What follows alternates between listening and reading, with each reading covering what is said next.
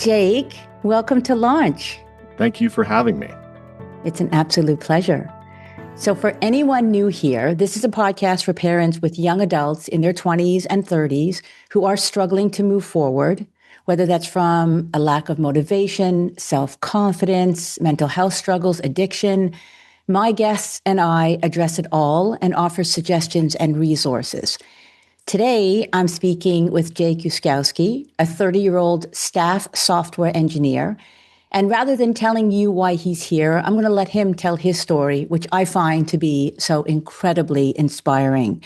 So, Jake, if you don't mind, please share with us what your greatest achievement has been so far in your life. Now, maybe there's many, but you know specifically the one I'm talking about.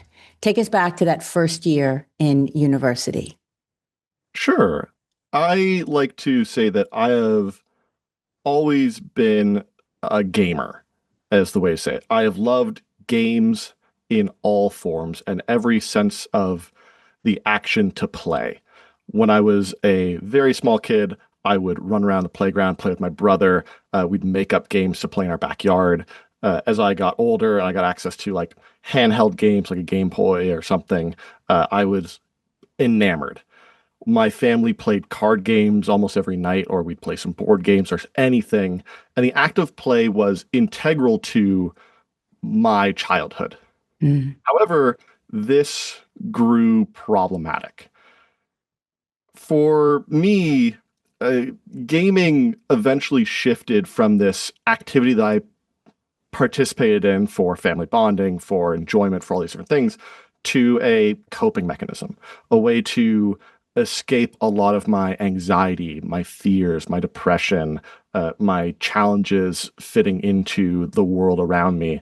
And it culminated after many years of problematic amounts of gaming in a terrible year at university where I finally was away from parental supervision and support, the networks that I had relied on my entire life up until then.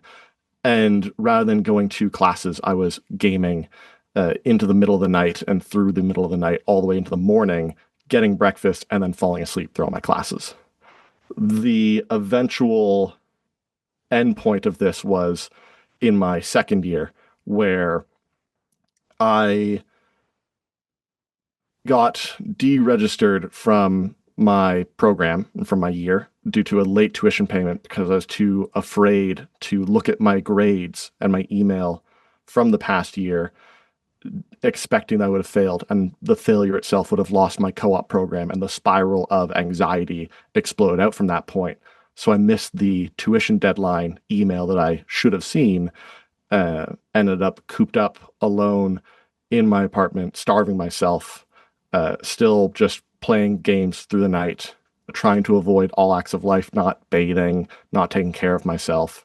And finally, on October 2015, I believe, Halloween night, or Halloween day, I was finally pulled out of the apartment by the residence assistants who knocked on my door, and they had knocked plenty of times before trying to reach me since I was not allowed to be in residence anymore. But they knocked on my door. They pulled me out because I answered finally, and they took me to talk to the manager of the residence, who said, "Jake, you can't stay here. I'm sorry of your circumstances and everything." He was a lovely man, very helpful, very generous. But he said, just the circumstances are you can't stay here. So either you can reach out to a guardian or I can. And I went back to that room and I sat and I thought about, what am I going to do now? And in that moment, when I relied on what I believed all my life to be a nice and logical brain, what do people do in this situation? What is it that people who are stuck in this spot? I had spent the many years leading up to this point lying about my situation with gaming, and specifically my university program, the grades that I'd gotten, the classes I was attending, how I was doing to my parents, my family. It was a lot that I would have to reveal if I were to come clean and talk to my mom, talk to my dad, say, I need help. I'm struggling. I'm being kicked out. I need support. But I could reach out to them. It was just, I would lose everything if I did. Mm-hmm. The alternative was I could run away. A person in this situation might try and flee. But as I mentioned, this is October 31st. We're in the middle of fall in Ontario. It's cold. It's only getting colder. I don't think I would last very well out there. So I figured, well, that's just going to lead to death. And the last option that my brain told me in that moment was, Jake, when people reach this point, they'll take their own lives. And I looked out the window at the changing colors of the leaves. My favorite time of year. October is the month of my birthday. And I was too scared. I wasn't ready to leave, to take my life, to find out what that other side looks like. And that meant I couldn't do that choice. The idea that my brain could even tell me this is a choice I could make, a choice that I was making. I had dropped from 180 pounds to 120 at 6'2". That's not a weight you want to see your son at. I was a skeleton. And I didn't realize that I had been slowly killing myself in that room. I couldn't run away because, again, that's the same result. So on that day, I reached out to my mom. I wrote her an email about what had happened, what had gone on, and then I cried. She called me, and I continued to cry. And she said she'd come get me, and I continued to cry for the hour until she got there. And that is the start of my greatest accomplishment, which is recovery and becoming healthy, becoming capable, dependent, confident, a person who loves himself. How many years ago was that? That was 11 years now, almost. Mm. It'll be 11 years in October this year. So bring us up to speed. First of all, obviously, I shouldn't say obviously, but I'm guessing it wasn't a straight line from where you were to where you are today. Absolutely not.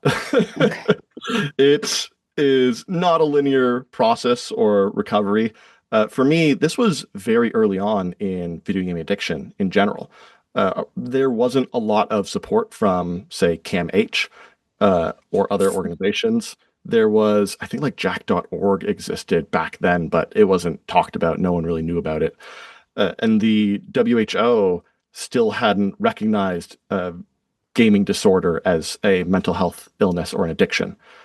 So that was a time when there wasn't support, there wasn't training for psychologists, for counselors to help people with this kind of struggle and problem. Instead, I ended up with my mom trying to figure something out and counseling outside of private counseling outside of the university, but also a psychologist provided by the university for student support and special needs. The progress, I guess the way that we decided to go was cold turkey because we had to find some way of working this out, and I was not capable of managing or controlling myself with gaming. So trying to have some partial usage was not working out in those very early days.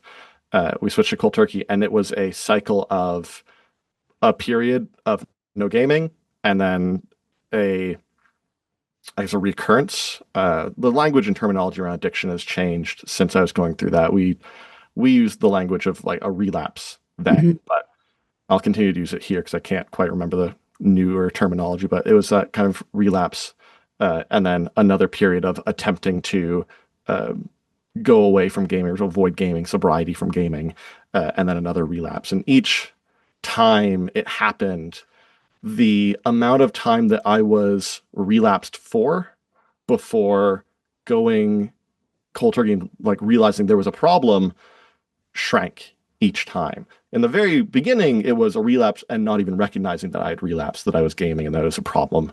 And then a couple months later, it became, oh, I relapsed a month ago. And I'm now realizing I have done this and it's a problem. And I need to reach out for help. I need to talk to my family. I need to talk to my psychologist about what's happening, whoever I can. And then it became a couple of weeks, and then it became a week, and then it became a day. These also came in changes of going, okay, hey, gaming is problematic, but like really it's online multiplayer gaming perhaps is the problem. Let's cut that out and try again gaming with just this subset. Say like console games and other things. Like, nope, that doesn't work actually, relapsing again, and it's problematic. Take a break, go back and go, oh, okay, but maybe if it's only like on my computer, nope, problem. All right, maybe now it's only games on my phone. Maybe this will be better. Nope, still a problem. Those cycles were happening simultaneously until the day occurred where before I started playing a game again, I recognized I'm about to play a game again and I need to reach out for help. This is not good. I'm about to fall into the same cycle that I've been falling into. And I haven't since. Since when? That was 2018, I believe. So it was about a 3-year process from the absolute rock bottom to I have not had a relapse since.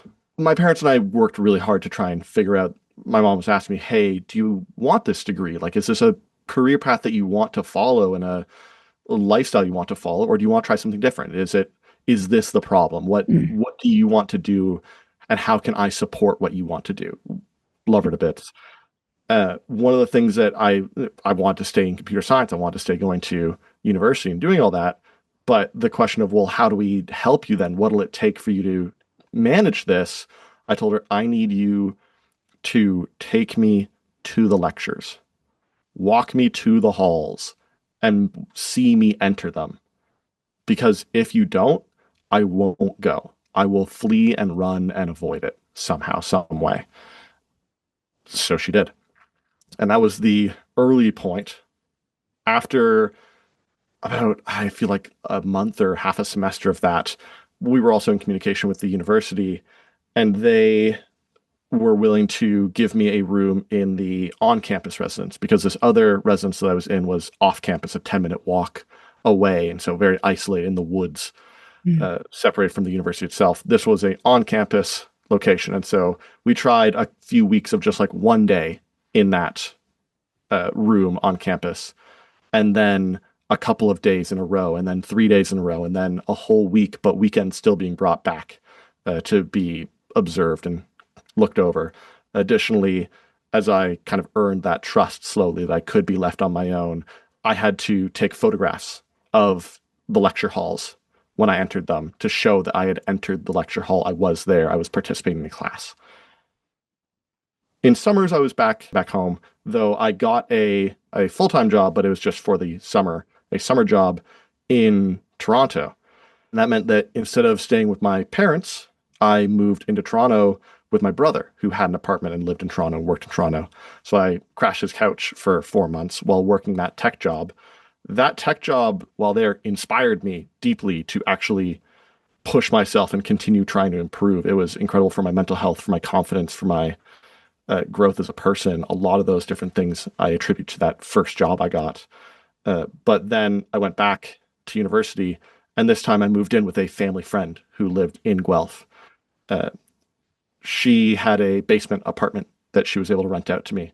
So I was staying with her, and because this was a family friend, I was eating dinners with her and had a bit of that family support through her, was spending weekends in Guelph with her still. But um, that was where one of the worst relapse happened.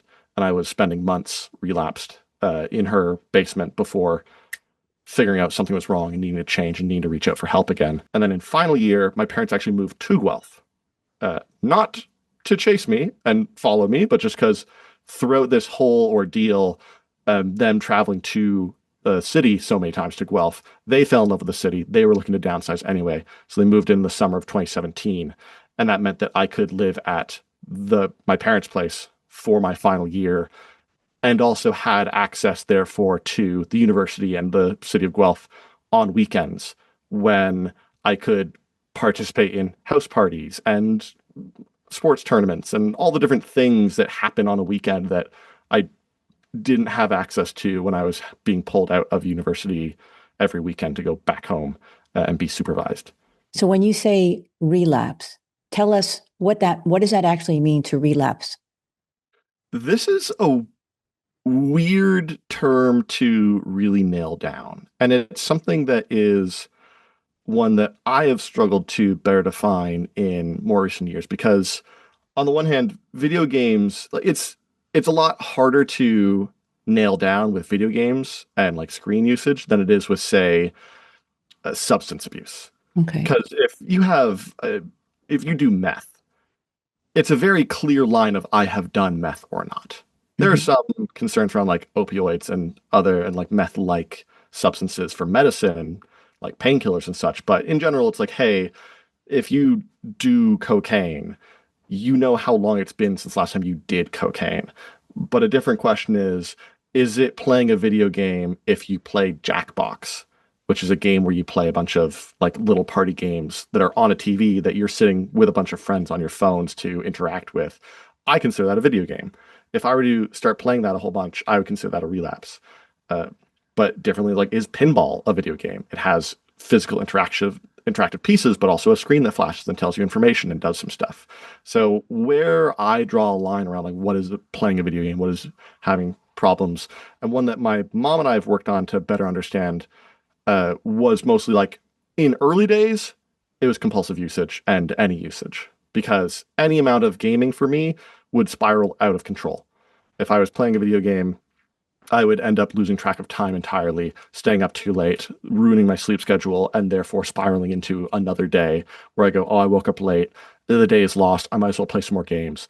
Or I'll just be playing each night, still waking up, trying to go to class, but playing late, losing sleep, then being tired in the day and being unable to stay awake in classes or pay attention in classes, finish the day out, maybe put off doing homework and schoolwork and projects, assignments, etc., because it goes, but like I just want to play some games and relax and unwind until those projects keep getting pushed and procrastinated to a point where then they're missed. Maybe it starts as, oh, well, I still got it done in time, but like, I could have gotten a better grade because I didn't put in the time it needed to Mhm. eventually just leads to, and I missed it, but I'll make it up because there's still some makeup points. I'll lose a little bit of points on it, but I can still get it done. And eventually it leads to, I just missed it and I can't make it up and I can't stop playing these games because if I stop playing these games, I have to stop feeling that little bit of joy that is keeping me going because otherwise it is anxiety and is fear and is panic about the state of my life that it has fallen into, the fear of those assignments I've missed, of the work that I need to do, of the expectations of myself, the ability that I need to reach the achievements I'm trying to set for myself. All of these things start to pile up on top of me. And I can only speak for myself because I'm a person with lived experience. I'm not a registered psychologist. There's a Right. big difference there. Right. But for me, relapse was when I would start playing games again. And when I started playing games again, video games specifically, not board games or card games, if I started playing games again, it would spiral immediately and ridiculously. Got it. For Uh, other people, yeah. there's uh, harm reduction is a typical strategy nowadays of reducing the amount of time you're playing games for and introducing other things to help uh, bring joy back to life, as well as to help manage the problems that have been piling up and creating that stress, anxiety, depression, etc. But for me, in those early, everyone's different. It just didn't work, and that's why I ended up going this cold turkey route, where I still, to this day, don't play video games. Got it. So you said a second ago you can only speak for yourself, but I want you to share with the listener what are the attributes of a gamer. If you could create a profile of a video gaming addict, tell us what that looks like. So I want to differentiate between a gaming addict and a gamer. Because, like I said Good. at the very beginning, Hmm. I consider myself still like a gamer, and I know plenty of people who play games that don't have a problem with it. They'll play a game, they'll have fun, and then they put it down and they walk away and they do something else. Hmm. That's fine. And there are people who play a lot of games, but still make time for other people and for other things in their lives. When video game becomes an addiction is when you prioritize gaming over the rest of your needs: food, social interaction, uh, personal achievement or progress, education, um, family, obligations, fitness, etc. The hierarchy of needs does not include gaming at the top, but for an addict, it does. For me, Right. at my worst points, I described gaming as food, Hmm. where I needed to eat to survive. Everyone needs to eat to survive, but gaming became food. And when I had to stop gaming, my brain felt like it was starving and it was going to starve. It was like saying, hey, Jake, from now on, you can't eat. You can't have snacks. You can't have meals. You can't have crumbs. You can't eat anymore. And that's never going to stop. You're going to remain unable to eat until the inevitable happens, which is you die, because you can't survive without eating. And it took pushing through that mental space. It took pushing through that starvation for my brain to finally start to recognize and realize that gaming wasn't food, that I didn't actually need gaming to live. It took, like, after the first 30 days of it just screaming in my head to play games, do something, play a game and enjoy and relax and escape all of the pain and fear that was attacking me at all times, to it starting to fade away. And it was around like 90 to 120 days or so where it finally started to fade more, and I could get a clear thought and go, wait, I've made it 90 days, 120 days of starving, and I'm still alive. Maybe it's not food. So a lot of parents don't realize how bad gaming is. The parents I speak to, they'll just say, yes, they game, but they don't understand that how how big a problem it is or an addiction. So for the parent listening, what are the warning signs? How do they know? And you said it earlier, which I love. They're not just a young adult who enjoys gaming, but it actually is an addiction. Yep. For me, again, it's that prioritization. When they are choosing to play games over their other needs and over their other things, you might see grades declining, but their Mhm. time is spent a lot of time gaming still. If you see that they are not spending time with friends or avoiding friends and socializing, though this is a harder target because of, like, COVID pandemic did a weird thing to what friendship looks like in the Right. digital era and such, but still, people should see each other in person and hang out and do different things. If they are prioritizing gaming over sports, athletics, activities that they previously enjoyed and participated in, which is not to say that people can't change. People can change what they enjoy and what they do. But if it's more sudden, you see, like, hey, this person who's played soccer all their life and suddenly they don't play soccer anymore, and they instead are just playing games, and you ask them, like, hey, why aren't you not, I shouldn't say why aren't you. Accusations are not good for trying to open dialogue with an addict.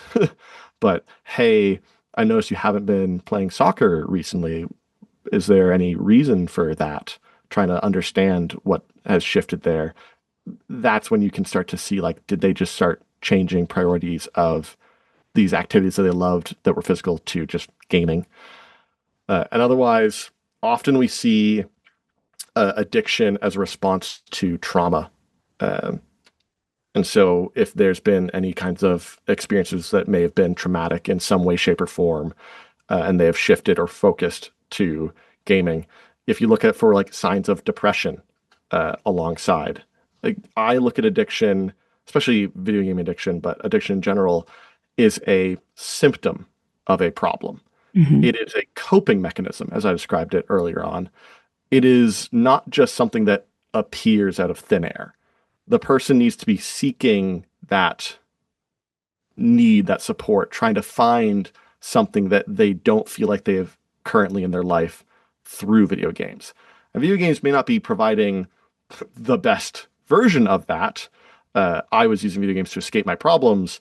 That didn't mean that my problems went away because I was gaming. I still had those problems. It was just very good at masking those problems for me emotionally. It was good at avoiding those experiences and those fears and those concerns because I could stimulate my brain with something a lot more energetic and engaging. So if you're looking for just, hey, here's signs of addiction, the other thing you need to be looking for is signs of trauma, whether it be emotional, physical, etc., that have caused this shift, this need to game beyond just enjoyment. Got it. So they're trying to escape something. They're hiding from something. They could be depressed, which may not be itself escape or something else, but like depression, anxiety, isolation are the three big circles of the Venn diagram, where an Mhm. addict is typically sitting within at least two of these three circles. Say them again, please. That would be depression, anxiety, and isolation. Okay. An So, example for me was I was isolated into my corner, like far off campus location, separated from all of my friends from high school, from my family, everyone else. So just in that lone space, and also building up a wall of lies that made it feel like I couldn't reach out for help and support. And mhm. then also depression is something I've struggled with for a long time, and anxiety. I have a diagnosed disorder around anxiety, so that's a a whole source of fear and concern that I didn't build the tools to handle my anxiety. I learned a lot of those tools through my counseling, through my psychologist at the university during my recovery period, those 3 years.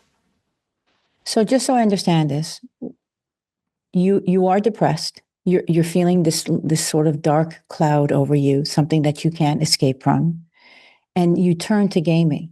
What does gaming do for the person who is depressed and anxious? The isolation, by the way, is something I want to talk about in a minute, but because a lot of these young adults that I'm talking to or about, they're not at university. They're actually in their bedrooms. Yep. They're right there. So the parent can open that bedroom door at any time. That kid can walk out that room at any time and not be physically isolated. So I want to hold on to that for 1 second because they kind of create that world. But I want to talk about what does, if you are a young adult struggling with depression, anxiety, what do you get out of gaming? Sure. For me, I got a sense of achievement, a Mhm. space where I could safely fail and try again without deep repercussion. Example, let's say I'm playing a game and I lose. That's okay. I can just spin up another game. At most, that impacts like my rank in a multiplayer game, or it impacts my progress in the story of a single player game, what have you. The important thing is the setback is minor. It is near inconsequential. And if anything, it is a part of the experience. Whereas the description of failure in life, as a child, to me, failure was not optional. If you fail, it creates this spiral of continuous failure and the inability to ever achieve your goals and your dreams, etc., which is not true in That's any right. way, shape, or form. I And was just going to say I want to know what you think now yeah, about failure. I want to talk about this for a second about your fear, but talk to us about that unrealistic expectation of what failing means, which now you know, so many years later, it's not exactly how we imagine it to be when we're younger. correct. When we're younger, we see failure as death, as you are losing everything through that failure. Today, I look at failure the same way that I look at failure in games, which is that it is not a setback so much as an intentional part of the human experience, Mm, which allows us to learn and grow and improve. I love A that. failure is a chance for something new. It's an opportunity for you to look at what happened and discover what you want to do next or where you want to go next. Failure in life is inconsequential to life. It's only like there's very specific failures that can cause problems that we need to be more wary of. I said I snowboard way earlier on. I am a very high level snowboarder. if I'm on a double black diamond in the trees in BC and I hit a tree because of a failure to appropriately assess the situation and turn, I could die. That's a Right. failure I want to avoid. But failing a class, Yeah. who cares? Like, Who cares? I thought it was the end of the world. I thought it would Right. be the destruction and fall of everything. It wasn't. I failed Yeah. multiple classes in university, especially in that first year, and it was fine. Yes. Realization that actually it's fine. You can fail. It's okay.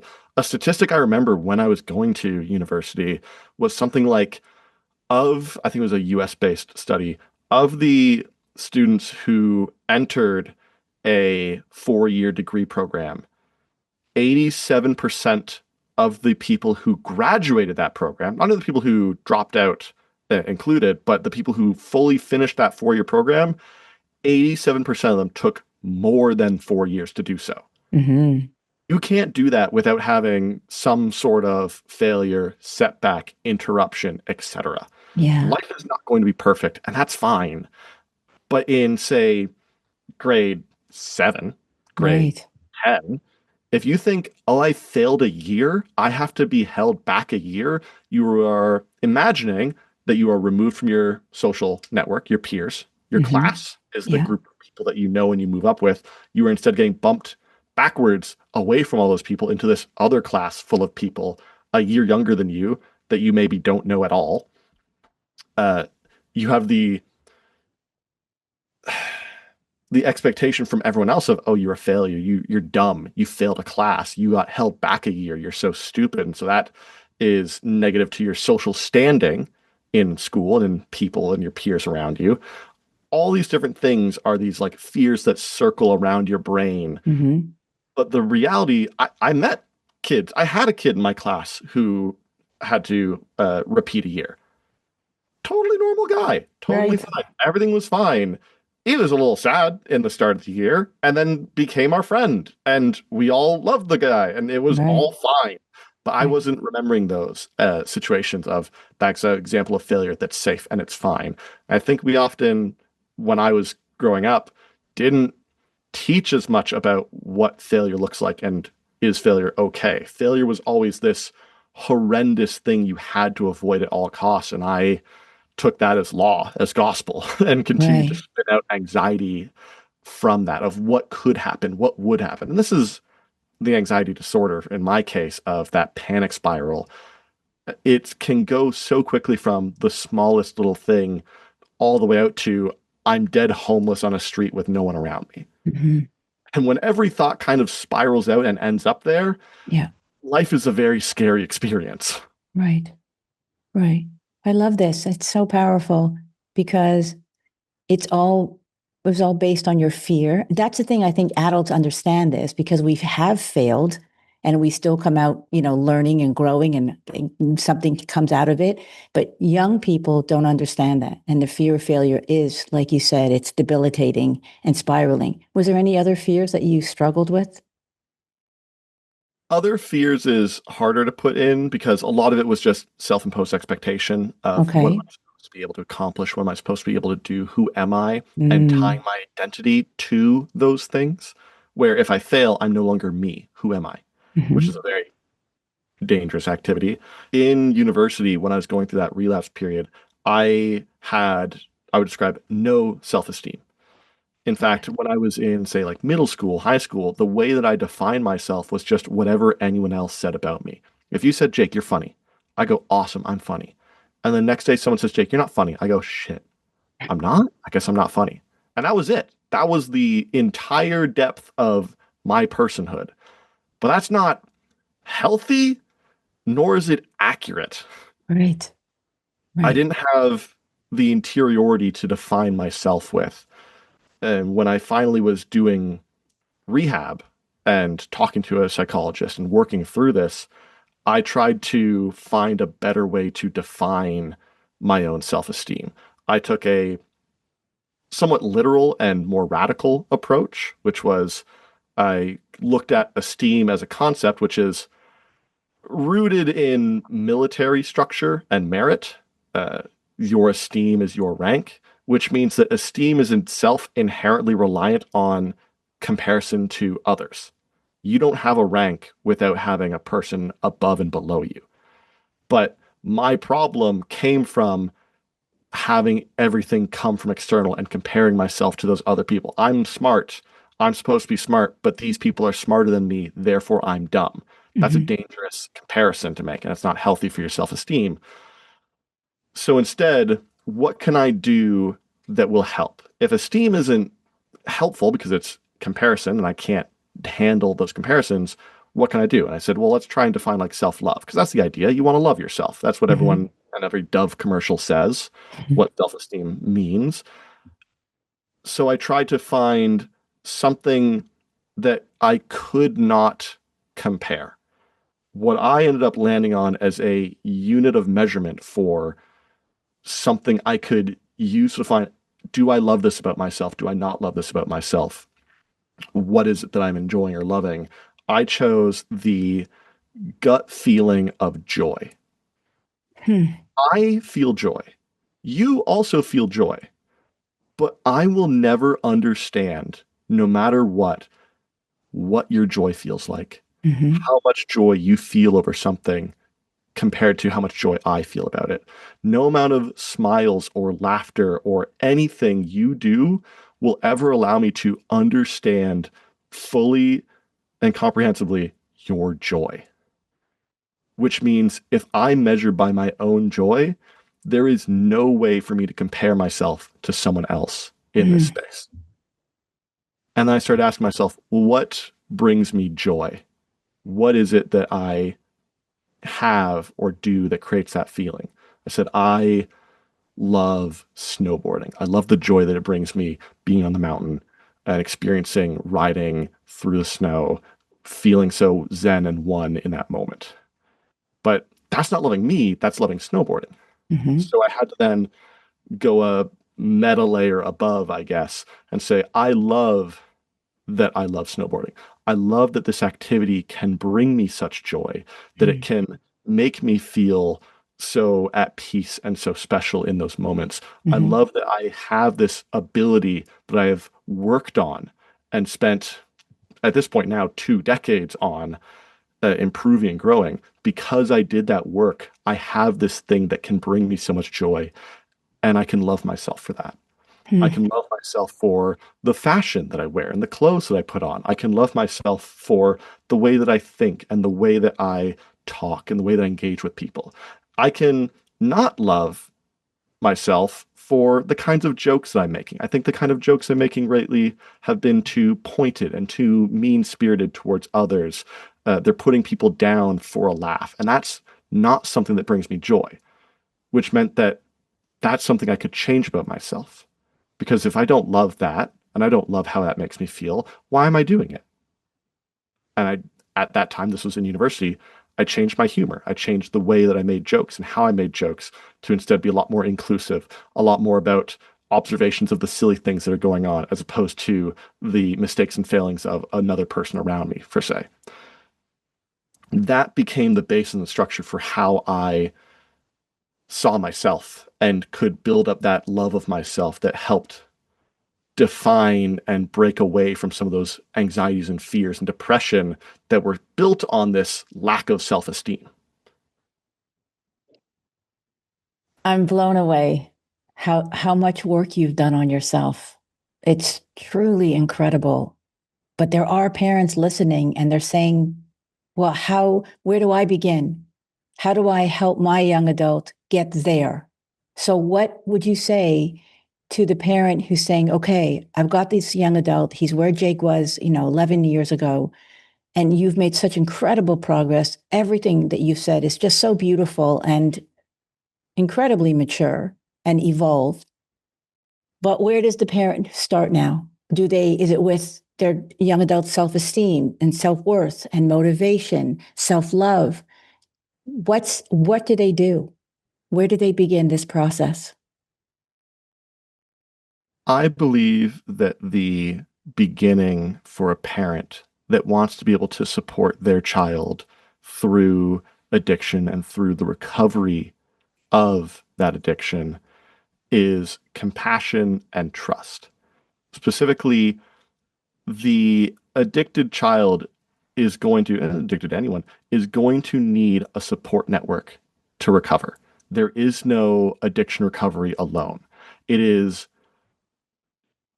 unfathomably more difficult to accomplish that kind of recovery alone. You need friends, you need family, you need support. You need usually a psychologist of some sort as well, or a counselor of some sort to help. But that means that your child needs to be able to trust you Mhm. in this process. And if they don't trust you, there's nothing you can really do to help them. I had to swallow all of my fear, all of my pain, all of my concerns, my expectations that I would lose the trust of my entire family, that they would potentially shun me. I had to swallow all of that in order to reach out for help and ask my mom to come get me out of university back in 2015. I was pushed into a corner where I had made every single mistake and every single choice to avoid exactly that until then. But I still put that trust enough to try it, because it was better than killing myself at the time. And I had to maintain that trust with her, and she had to maintain the trust that I was putting in her, that we would get through it.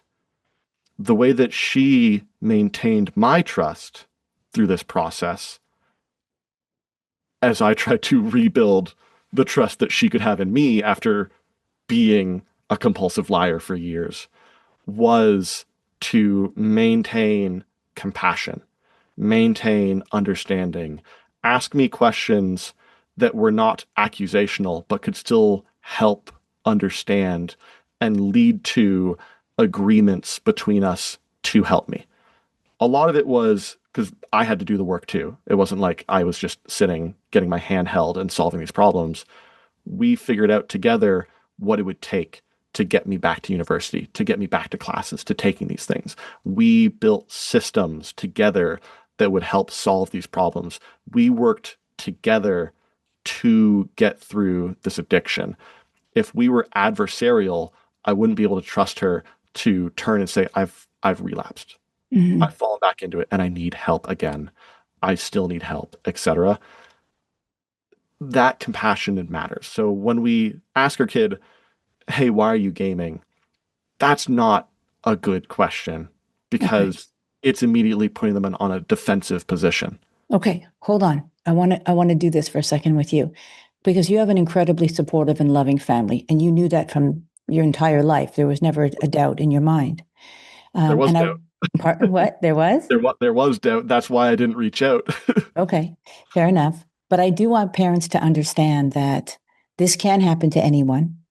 Um, Having said that, you know, I'm obviously a big proponent of open lines of communication, but you just pointed something out. It's not just saying, I'm here for you if you want to talk to me, which is a wonderful supportive statement for a parent to make. But when you need to ask the questions, it's what questions are they supposed to be asking that will make that child of theirs feel I should open up, I can open up. This is a safe space for me. So for the parent who says, give me the wording, what do I say that I won't get that door slammed in my face or the lie? The main way to start that I have heard work better, things that my mom did with me as well, were to instead try to inquire and understand around the gaming. Because it's one thing to say, why are you gaming? It's another to say, what is this game? What aspects do you find most challenging about it, most fun about it? Not, hey, why do you find this game fun? But showing that you are taking an interest in this thing, this concept, Mm-hmm. shows that you are trying to find an understanding, because that child is scared. That child is holding desperately onto this gaming experience as the thing that makes them feel safe.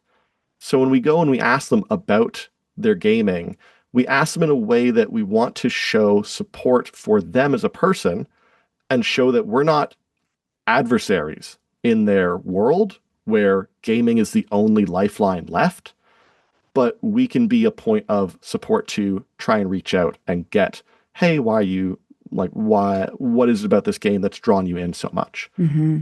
And then we can start to ask other questions about, what experience have you found similar? What other things have you enjoyed? Or, as I mentioned, like, hey, if the kid has stopped playing soccer, it becomes a question about going like, oh, you were used to be playing like a lot of soccer, but you seem to have stopped. Is there like something that happened? Is there something that became challenging? These kinds of questions and prompts, when you're in that earliest stage of addiction recovery, it is before you, the addict, have realized you are addicted. If you don't know as an addict that you're addicted, you're not going to be seeking help. You're not going to be looking for support. But asking these kinds of questions can help prompt an addict to realize their addiction, that there is a problem, that they need to do something, make a change to try and improve and get support, get help. If I can understand what you're saying, it's not just about communication, it's compassionately communicating. It's being relatable.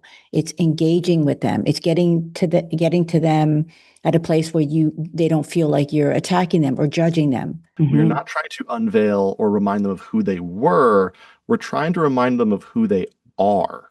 Good. They're still there. They're still holding desires. There's still things that they will enjoy, would enjoy, want to enjoy. It may have changed. Mm-hmm. Example is the kid who stopped playing soccer. Maybe they fell out of love of soccer, and the push to continue playing soccer is what started this whole tumble and led to a series of different things that have gone wrong and ended up at video game addiction. Because video game addiction is obviously not the first turn that happens and goes wrong, but that can be like that's the starting point, or something went really wrong in soccer that's left them with trauma that they don't want to return to. Saying you need to go back to soccer, that's a thing you used to love, isn't helpful. Correct. And I appreciate the distinction. Understand the child, Yes. understand where they are today, Right. and they can still like sports and activities, even if soccer's not that thing anymore. But trying to understand and bring back out the person they are beyond the shell of fear and anxiety and depression and isolation. Those are the things that you're trying to do. Thank you. I do appreciate the distinction, but I also, at the same time, I'm trying to help parents to find the wording to connect with them again, because there is such a disconnect between that young adult in that bedroom and they don't know what happened. They don't understand the why behind the addiction. Yeah. And stepping from that past person that they were to the person they are today in that space of gaming, that's a process that you can build compassion and trust learning about. If your kid used to like soccer and stopped, understanding what changed in there will help lead you as a parent to better understand the child and what they might need in the moment now to help pull them back out of gaming. Whether it is the return to soccer, a change to a different sport, something else that's happened. Maybe their friendship has imploded. It was based on soccer. They don't want to go back to there because their friendship is dead and gone. And it reminds them of it. All these different things working from that past point. I know for a fact that there is a trigger in children when you say you used to like this thing, that a child that is in that space of addiction or rebellion of that kind will hear that and immediately just turn off. Because it's almost like saying you don't know me anymore. Exactly. You're not seeing me for who I am. You're seeing a past version of me. You don't understand me. You're not going to understand me. There's no point in having this conversation, in trying to put trust in you, because you're not here with me right now.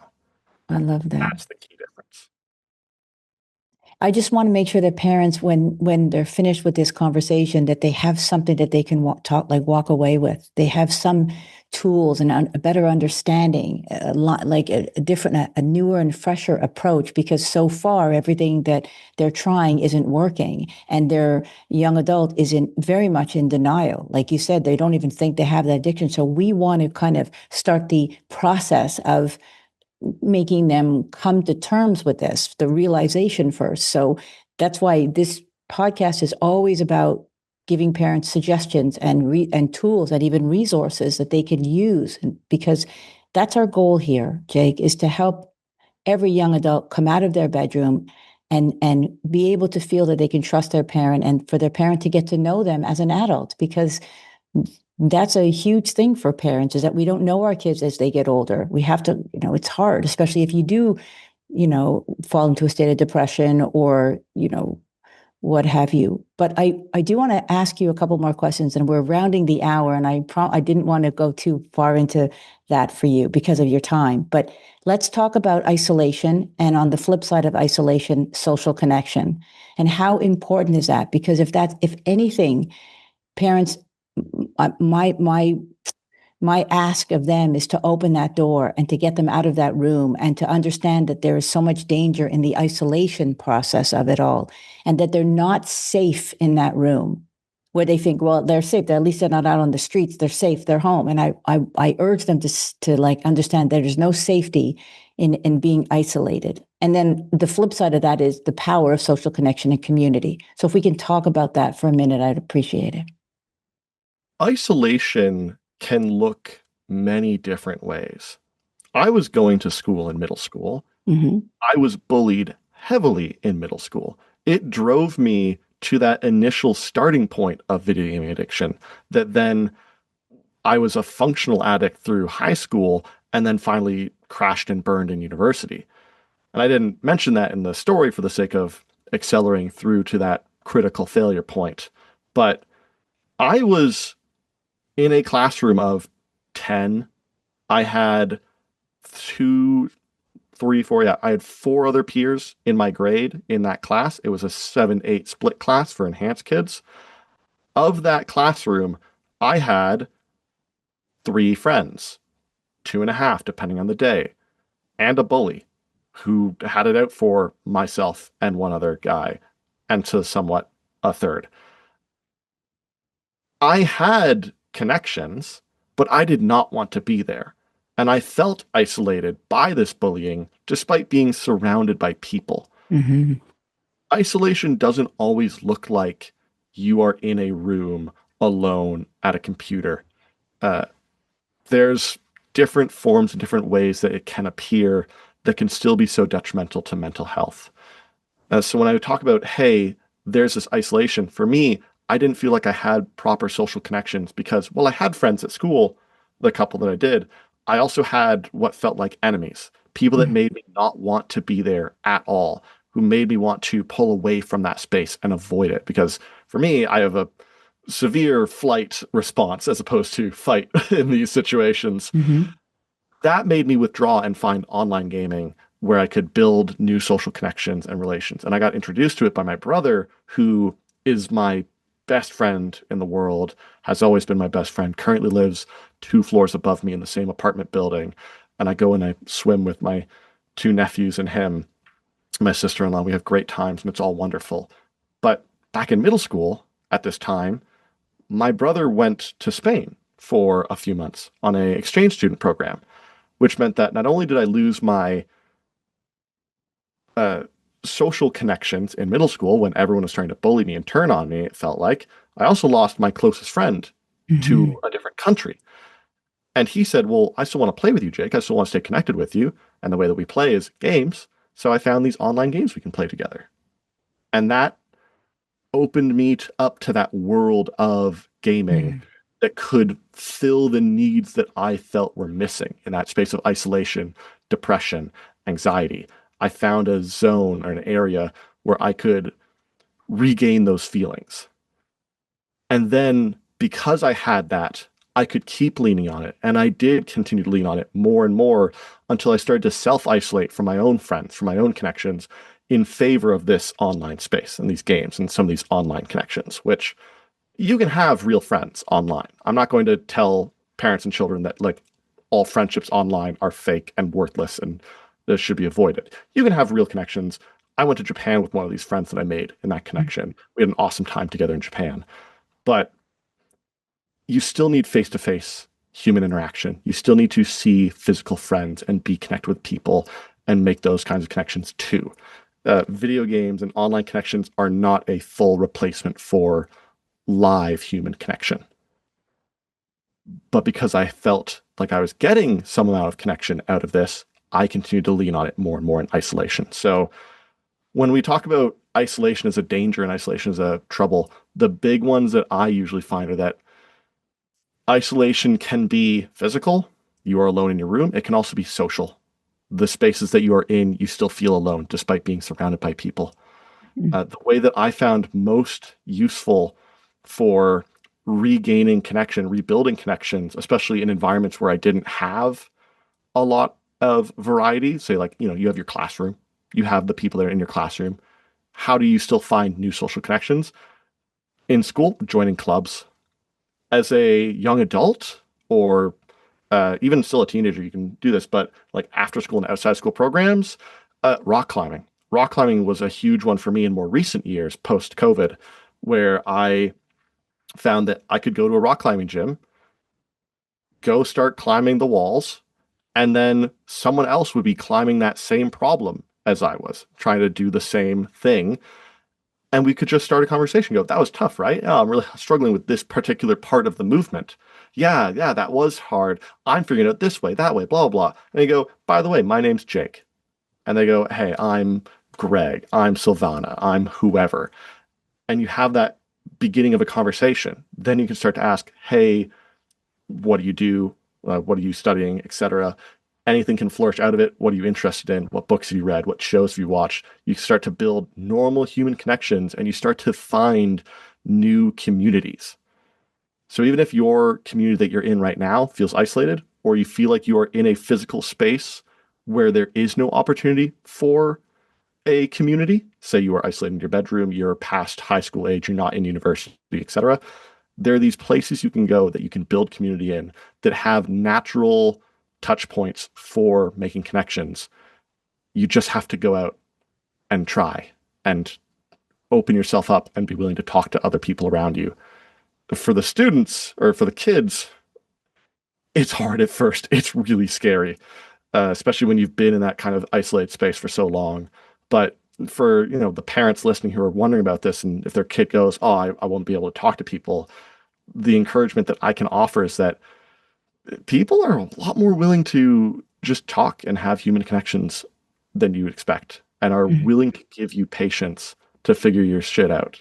So try, see what happens. And it's okay. If you have a conversation that doesn't quite work out, you can just have another one with another person. Just try to be genuine and try to be compassionate and try to be kind. Jake, I always like to leave our listener with something positive, and this conversation has been incredibly insightful.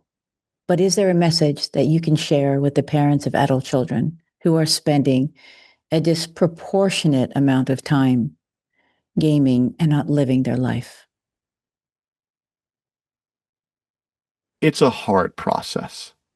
It is a long, arduous, difficult, non-linear process to go through the healing of addiction. There will be so many times that you want to just scream, rip your hair out, throw a chair against a wall. But eventually it gets better. Things heal. The addicts grow as people, and the people that you loved once are back in your life. If you can make it through this process, I can promise you, eventually it gets better. That's not just for the parents, that's for the kids too. It gets better eventually. You just have to keep working at it. Mm. I really do hope parents share this episode with their young adults. I do think it's time we tell the listener who your mother is, because she's been on this podcast twice so far, and she's an incredible resource for parents and their young adults who have a gaming addiction. So would you please do us the honors? Sure. My mother is Elaine Uskoski. She is a writer, a coach, a specialist in video gaming addiction. She speaks around the world on the subject about her experiences with me and how we got through this. but you can find her most recent book, Seeing Through the Cracks, on Amazon. It is that's actually her original book. The current one is Cyber Sober, a caregiver's guide to video gaming addiction. It is everything that I have talked about and mentioned, you have heard, or you would find in her books and in her works, because she and I have had many of these conversations back and forth about these subject. And a lot of the things that I draw on these days around the psychology of it is information that she has told me about and taught me about through her own research into the subject matter. And I talk about that pre-recognition addiction phase and such. You'll find information on that and information on how to help your kid get past that stage and into the next stages of recovery. I love my mom. She has been the most incredible and supportive rock for me, and I cannot stress enough how valuable her work is and how helpful her work is for parents. So for anyone that's interested, the episode was number 24, when we talked a lot about you and her book. And then again, we went back and did another one, episode 47, and we talked about the dangers of being isolated and values of having social connection. So go back and listen, but I will put your mom's books and contact information once again in the show notes. Jake, thank you so much for sharing your story with us. I'm so sure that parents will find this very helpful. And I really do encourage any parent to send this episode over to their young adult. I hope they're going to be open to it. I don't know how they would react to it. Jake, what do you think? Is that a good suggestion, or maybe maybe not? It all really depends on what stage of the process you're in and they're in. But I'm based in Ontario. I'm based in Toronto, I mentioned. I do talks at CAMH still, and sometimes that's with youth included. I've had many very positive responses from speaking directly to youth and sharing my story and my experiences. I don't think that a person hearing stories and experiences is going to be a negative impact usually. You just might have a tough time getting them to listen to this random podcast your old folk listen to. Right. Please say hi to your mom for me. Of course. And thank you so much for your time. I really enjoyed listening to you. You are really, if you were mine, I'd be so incredibly proud of you. But thank you. We'll talk soon, I hope. Of course. I appreciate you having me on here. Thanks, Jake. I hope today's episode gave you valuable insights and actionable steps that will help you guide your young adult to launch successfully into adulthood. If you found this topic helpful, feel free to leave a comment and hit the subscribe button so you never miss an episode. Leaving a 5-star review helps us reach more parents who are dealing with the same issues. And if there's something you want to ask me, I invite you to join Launch Advice, my weekly publication where I answer one question from parents just like you. It's free advice that will appear in your inbox probably when you need it the most. Just click Launch Advice in the show notes and don't forget to email me your confidential question. And remember, no one ever said parenting is easy, especially when you're raising an adult. Talk to you soon.